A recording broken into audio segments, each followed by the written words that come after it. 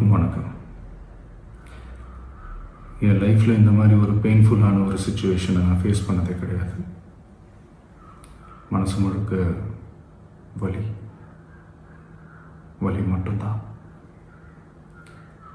இந்த சுற்றுப்பயணத்தில் என்னென்ன மக்கள் பார்க்க வராங்க, அதுக்கு ஒரே ஒரு காரணம் தான் அவங்க என் மேலே வச்சிருக்கிற அன்பும் பாசமும்.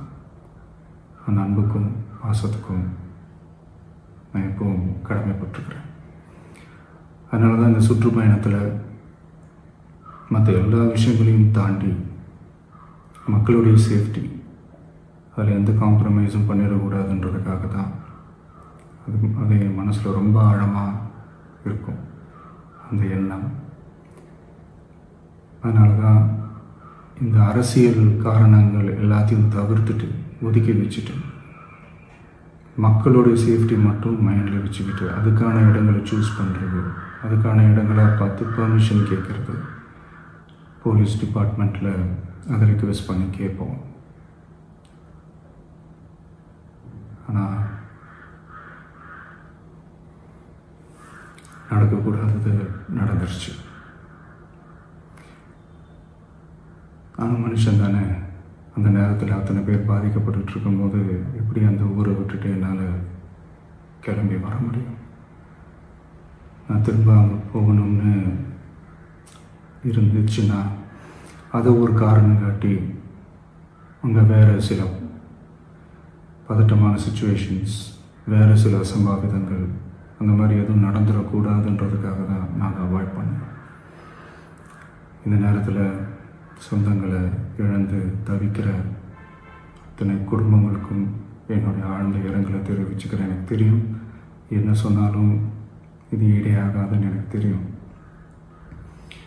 ஹாஸ்பிட்டலில் ட்ரீட் பண்ணிகிட்ருக்கிற எல்லாருமே சீக்கிரமாக க்யூர் ஆகி வரணுன்றதை இந்த நேரத்தில் நான் வேண்டிக்கிறேன். கூடிய சீக்கிரமே உங்கள் எல்லாரையும் நான் சந்திக்கிறேன்.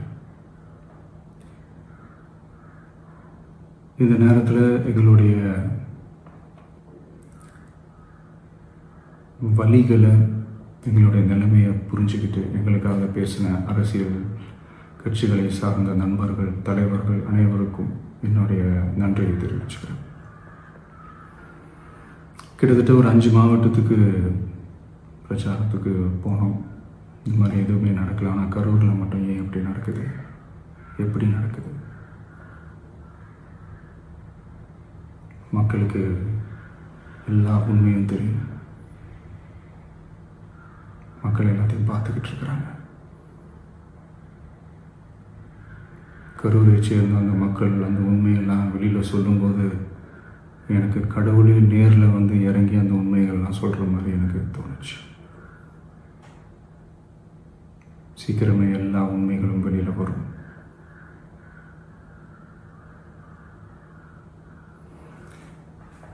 எங்களுக்கு தரப்பட்ட இடத்துல நாங்கள் போய் அந்த ஸ்பாட்டில் நின்று நாங்கள் பேசிட்டு வந்தோம். அதை தாண்டி எந்த தவறும் எங்கள் சைடில் நாங்கள் எதுவுமே செய்யலை.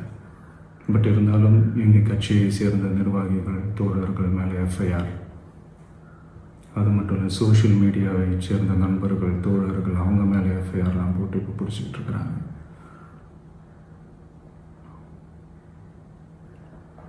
சிஎம் சார், உங்களுக்கு ஏதாவது இந்த பழி வாங்கணும் அப்படின்ற எண்ணம் ஏதாவது இருந்துச்சுன்னா என்ன வேணாலும் பண்ணுங்க. அவங்க மேலே கை வைக்காதீங்க. நான் ஒன்று வீட்டில் இருப்பேன், இல்லை நான் ஆஃபீஸில் இருப்பேன். என்ன வேணாலும் செய்யுங்க. நண்பர்களே, தோழர்களே, நம்மளோட அரசியல் பயணம் இன்னும் ஸ்ட்ராங்காக, இன்னும் தைரியத்தோட கண்டினியூ ஆகும்.